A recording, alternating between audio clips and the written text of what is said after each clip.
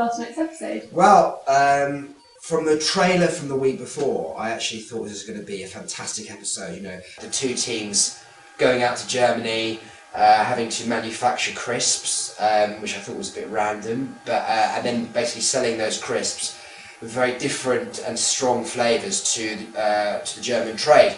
I thought it promised a lot. I didn't, in fact, think that this episode was a particularly exciting one. And I was a bit disappointed, to be honest with you, because after promising a lot, I thought the boardroom was a bit flat. I thought the task was a bit formulaic, and it wasn't a great episode. But and that may have been to do with the fact that the boringest and most insignificant of candidates ended up leaving this week.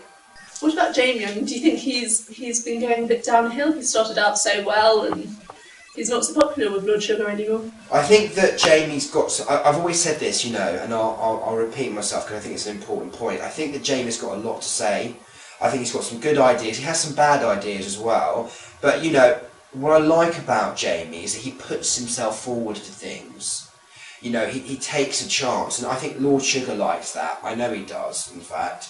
Rather than someone who just stays in the background. Bad news for Jewish fans who are supporting him. I don't think he's going to win it, but I do think he'll get perhaps the semi-finals, maybe even the finals, but definitely the semi-finals. If he can just stay clear, there's only 2 more weeks left of task. If he can just stay clear of the bottom 3 for those 2 weeks. Entschuldigung, hallo, mein Name ist Stuart. Ich möchte mit dem Manager sprechen. She is the manager, Stuart. Guten Morgen. Sprechen die English? Hallo, sprechen Sie mit Herr Langdorf? Danke. It's Stuart calling from Apollo. I'm going to call myself Hairbags. Because that's what I technically am.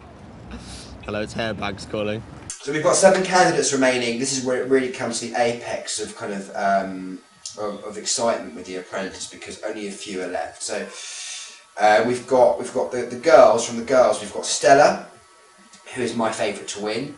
So classy, confident. She never really makes a mistake. She's been project manager twice and she's won twice. That on its own normally means you're going to be in the final. You then got Liz Locke, who's like the Totty of the year, the Totty Apprentice of the year. She's maybe got some business skills as well. She's got some business skills. It's quite a news of the world comment there. Laura Moore, who I think will be out next week. Interesting with Stuart. Although he's one of the most irritating men I've ever had the displeasure of watching or listening, I do think he's showing some sort of ability, and this week I was quite impressed with him.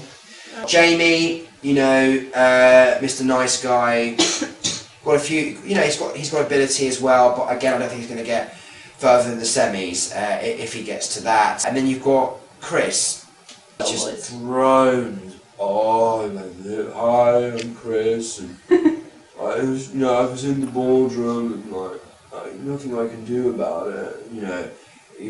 But I do think he's going to get to the final, actually. Really? Believe it or not. Yeah. Well, we can all look forward to going to sleep during the final. I know, exactly. It'll be a good kind of nap. We're having to listen to him.